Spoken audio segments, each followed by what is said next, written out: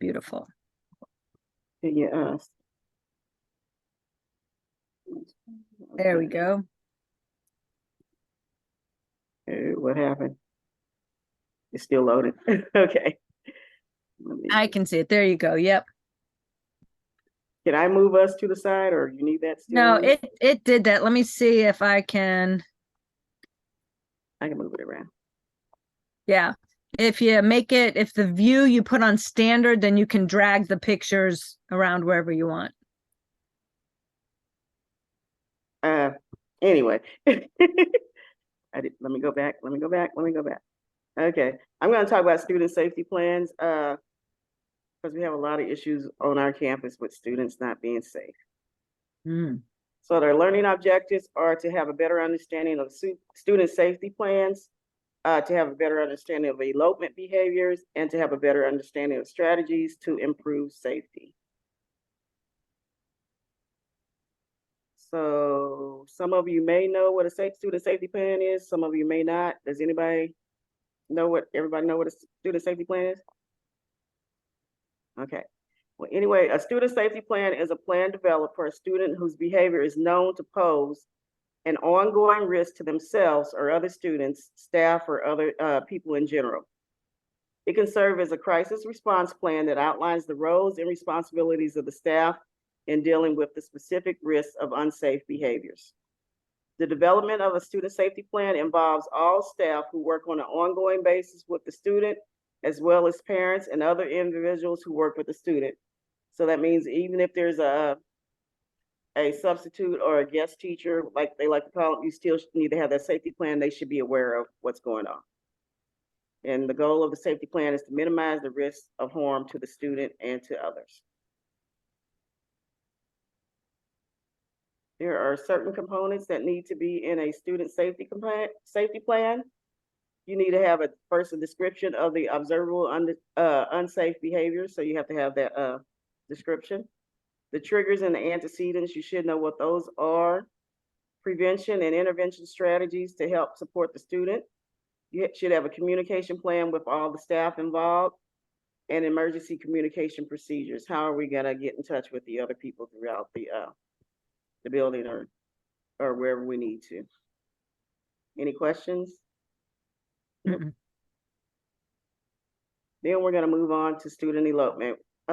On the campus where I'm currently at, we have several students who elope, but there's one who really needs the safety plan because he also fell and got injured, and he already had a traumatic brain injury. So that's one of the things that we have trying to develop on our campus. So elopement is student elopement occurs when a student leaves a designated area without permission. These incidents put vulnerable students at risk and interfere with other students' learning. And they say the CDC and the autism, whatever you call organization, say that students with autism are more likely to elope than other students. Elopement may involve students running, literally leaving their classrooms, the school building, and even the school grounds. Where we at, I'm working a low income area, and our school backs up to a neighborhood park. And then behind the park is several factories, and the back door where the special education building is leads right out into the park. There's no gate back there. Wow. So he gets out, and then there's people always hanging around at that park, drinking and doing other things. So it's a big risk, and he's a runner. So student safety plans on elopement and wandering. Safety is the first priority for elopement behaviors. Safety of the student who is trying to flee and the area, as well as safety of the school staff. I wish Barbara was on. I could tell her story. I guess she won't get mad because I spoke with her last week. She was trying to prevent a student from eloping, running out the classroom, and he knocked her down. So that's why she hasn't been at work. So yeah. Yeah, it's a real thing. Yes. So there are some preventative measures to take for student elopement. You should establish a safe area with clear boundaries. In the classroom, you might want to mark off the room with tape, you know, and or block the student in. You have moved different cabinets or desks around, and have a safe space for them to go. Usually beanbag chairs or a carpeted area or something, so they'll know that this is a safe area. It's okay for me to go here. Establishing an assigned safe wandering area with students should be done at the beginning of the class and before the transition and lunch. So just because you do it one time, some of those students, they don't realize, you know, you have to reintroduce that to them every day at the beginning of class. This is your safe zone. You can't have you going out the back door doing other things. So you just need to let them know constantly what's going on, you know, and where they are, where they can be safe at. Anybody have any questions? Okay.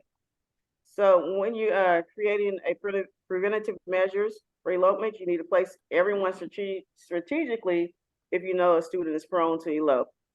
Place the student away from any accessible doors. In the classrooms in our building, we have 2 doors in each of the classrooms. So you can't have 2 teachers, you know, sitting there because somebody has, but we usually place the assistant teacher at the door that's towards the back of the room. It is recommended that a teacher assistant or another adult be positioned near the student as well as the door to redirect the student if he attempts to leave. And some more preventative measures are include staff throughout the building in the safety plan. So you shouldn't just involve the teacher and the paraprofessional in that classroom. You need to get the principals, the student resource officers, the police officers, the cafeteria people, the counselor, whoever, you know, might be available. They need to know about the safety plan. Include those who do not directly teach the students. So multiple staff members need to serve as reinforcements throughout the building. Include them in the wandering and elopement plan and equip them with walkie-talkies so that they can assist quickly if needed. So on our campus, not everyone has a walkie-talkie, and the phones in the back where those students are located at, they do not work. So we're constantly texting the teachers, and if they're not supposed to be on their phone during instruction, so it's just a big mess. Yep. Staff also need to understand why a student might be wandering in the hallway and be aware of the safe zone areas designated for that student. So sometimes a lot of teachers just walk past, say, "Oh, I seen your student in the hallway," you know, and not try to redirect them or Did figure you out grab why him? they walk past, you know, because sometimes you can't be with everybody at every time, especially when you're taking a line of students to transition to. We have 4 different buildings on our campus, and our SPED students are in the very, very back building. So you have to go through in and out of 3 different buildings to get all the way to the back to where they're at. And it's really a safety issue, big time, but that's the way the principal wanted it. So in the elopement plan, you should have, if the student elopes from the classroom, an adult A teacher should follow them. You shouldn't go running after them because you don't want to hurt yourself, but you should follow them closely, as close as you can without running. The teacher in the A will immediately alert the support team through a call or communication system, whatever you have on your campus or wherever, you know, even at home, you should have some type of communication system or a neighbor's house or someplace for a safe place for the kid to go to. The designated adults will go to their exit doors and monitor them. You can put the principals at the front doors, counselors and cafeteria staff at those doors. Somebody should be at all the doors. The person following the student will communicate with the support team what is happening, where the student is located, and what the student is doing. You know, if they're crying, they fall down, or you know, something happened to it. The team will communicate when the student is secure and debrief if the plan was effective. An additional plan will need to be developed for returning the student to the learning environment after an elopement has occurred.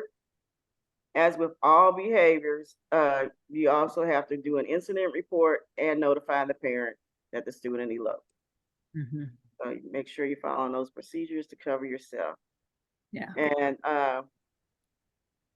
usually once the students get back to class, after a little while, we usually tell them a social story about elope. Okay, Chance, my dog just jumped over. So this is just a little social story about elopement, why why I should not run away.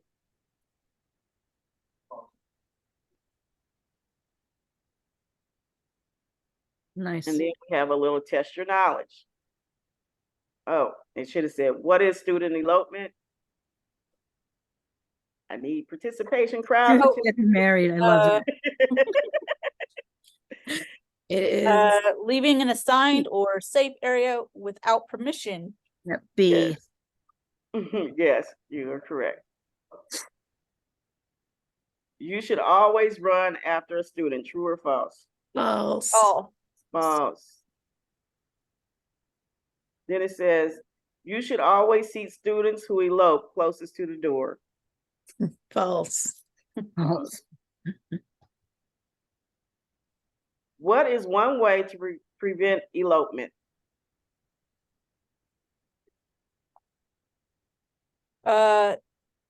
D. all of the above. D. I'd vote for D, all. all of the above. Position teachers and adults near doors, develop a safety plan, include multiple staff members, all of the above. Yeah. And what are some environmental solutions for preventing elopement? Positioning the students away from the doors. Mm-hmm. Including all the staff in the safety plan. That's a good one, yes. Like that safe area. I don't remember if Yeah. that's what you Yeah, I was called trying it, to but think of- teaching the them word. that designated safe space where if they need to wander or move, they can freely go here, wherever that is. Yes. Mm-hmm. Replacement behavior. Replacement behavior. Then there's just some tips. Provide a safe place within the classroom where the student can go. We're never gonna have a big old tent like that. Right. I'm like, come on. That's pretty cool looking. Yeah, you can move the student's desk to a spot in the classroom that is away from the door. You can keep the door closed and place bells on the door and or a stop sign on the doorway. Mhm. Alrighty. I believe that is it. Mhm. Let me stop sharing. Nice. Any other questions or comments for Patty? Patty, just curious. Oh, you can go. My only question is, why do you think the student is eloping? Why do I see that particular student? Just, I don't know. He has a lot of medical problems and a lot of other things going on, and he's just, because you'll give him a tangible or something, and he'll, like, 1 minute, then he's done with it, and then he's on to something else, and he just wants to keep going out the door, which is, everybody turns around and looks at him, so he's disrupting the learning for everybody, and then one of the teachers or the TA, and we're short-staffed, we're understaffed there, so we happen to pull people from other areas just to follow him around. So it's just a mess. I really don't know what the function of his behavior is, because it's too many different things, because he'll say he'll want something, then you give it to him, and then he doesn't want it. So I don't know. Well, yeah, my question was the audience of your training geared towards like RBT clinical school staff? Is that who you wrote your training towards when you wrote it? No, it was for the paraprofessional teachers and paraprofessionals. Okay, in, cool, yeah. Self-contained classroom. Yeah. It sounded like that. No, I was just curious because it sounded like it would be for that space. I just wanted to give feedback if it wasn't something, but it did sound like it was for someone who worked in a school setting or someone who was receiving sort of like, hey, welcome to being a paraprofessional. By the way, this is you work in this space. This is how this happens. So it did sound like that. So it didn't meet your audience. I just want to say that. Okay, thank you. Awesome. Yeah. So Patty, talk to us, because I know you are a special ed coordinator. I know you're pulled into doing some one-on-one with different students. I mean, you are doing a little bit of everything there. And you're trying to learn how to be a great behavior analyst. So I know we have Lindsay's a parent. She does educational stuff with her kids. She's currently homeschooling them. You have kids that don't want to stay at the table, which is a form of eloping. So it was a really legit question to ask, what's the function? You had one slide that talked about antecedents and triggers, but so I guess my question is, what's the difference? Is there one? between what maybe a special ed coordinator or a special ed director would say, look, guys, this is how we do this for these kids, versus maybe what a behavior analyst would write up. And maybe this is for everybody to talk about, but what would you see as perhaps differences or similarities, if this one felt a little special ed director-ish, what would we add to it, or what would we take away from it if we wanted it to feel a little more behavior analyst-ish? What would we add to if we knew what his actual function was, but for that student, but we do know what it is for some of the other students. Yeah. But this one is the one that's causing a lot of problems at the school. We're having a placement IEP meeting for him to move him to, because we don't have that one-on-one staff that he really needs. So he's gonna get placed someplace else. But I don't know, just trying to get them to know that they have to have a plan. You can't just let him wander out the back door and wander out into the park and do things, because that's how he got hurt, and it's possible lawsuits, and then you'll be, what were you doing? Why did you let him? And all these other questions. Even though I'm not back there, they're still gonna come. Why didn't you train your staff on how to yeah. Yeah, right. Lindsay, what was your question or your thought?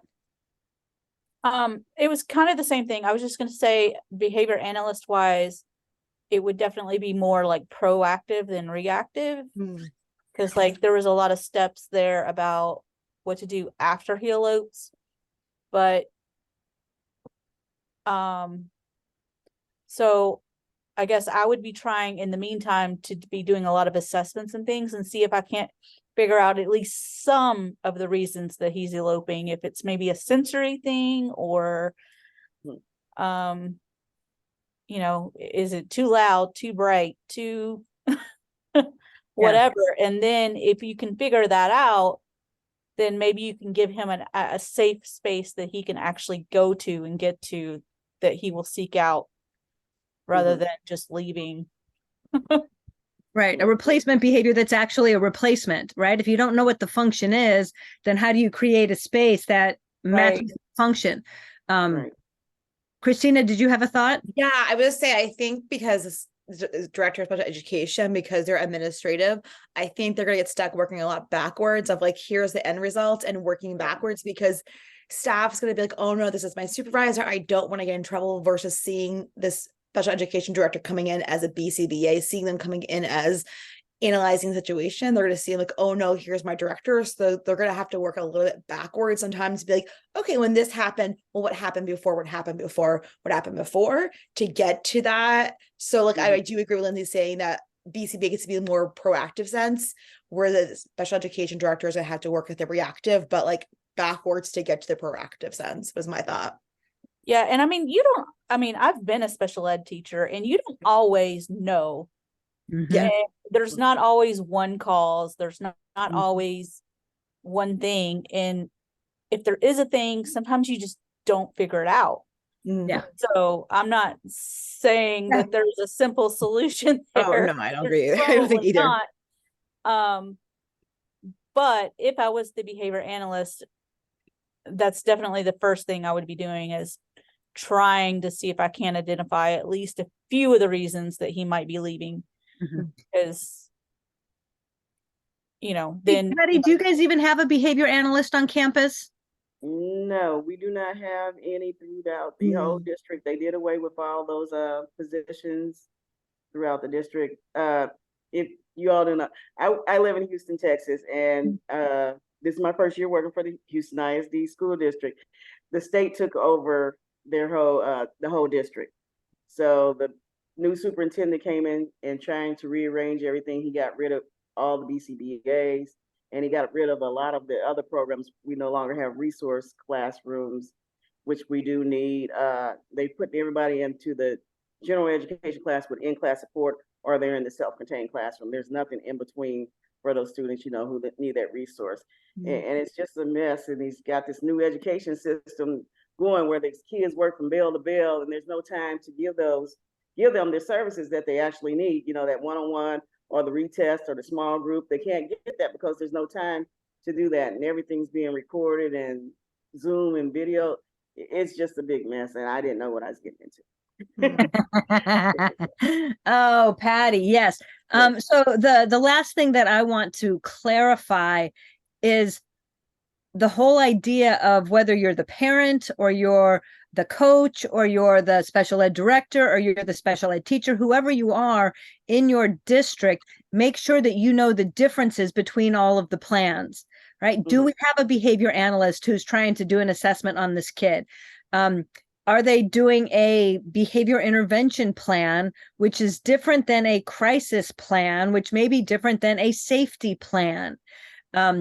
Safety plans, and again, this is going to be different from district to district to district, but I have worked in districts that have a district-wide safety plan.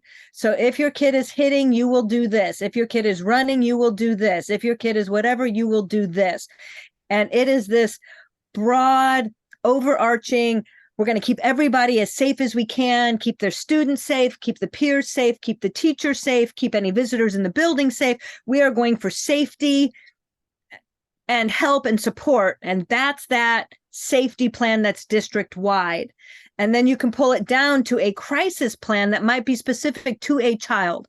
If I have a child who's been through a behavior assessment and a behavior plan, but we still reach crisis level sometimes, then there may need to be specific people, and maybe it's many people, but specific people who are trained to this student and how we respond to his crisis or her crisis that's more individualized than our district-wide or school-wide policy, even building-wide policy, right? Patty, you guys are way back in the back by yourselves. And it's like, what does the rest of the other buildings know about our kids when they're off and they're running?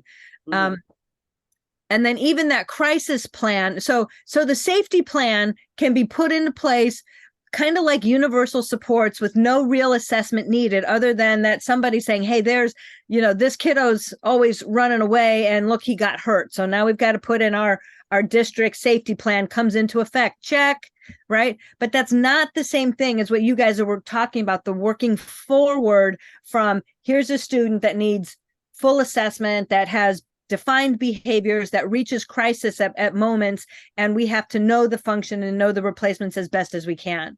So yeah, Patty, that was great. Thank you. And I did notice throughout it, like you talked about the social story, and the social story talked about I can use my break card and I can, ask for this. And even those safe spaces, loved that, where yes, go wander over here. Right now, maybe you're supposed to be doing the general ed curriculum with in-class supports, but if it means head to the park or head to the safe space, please head to the safe space and stay in the classroom, right? Everybody's going to win on that one. So I loved those ideas. We had to get a safe space when I did summer camp over the summer. I bought a $30 beach pop-up tent that one kid could fit in at a time. And when they were just ready to either deck their peers or cuss them up one side and down the other or run out of the room, they'd say, I need a break. And they'd go dive for the tent. And sometimes they'd participate in class and shout out from the tent, but they got their 10 to 15 minutes of alone time. That was so much more functional than heading for the parking garage. Yeah. Super. Anybody last comments before I shut off the recording? No, I thought it was awesome. Thank you.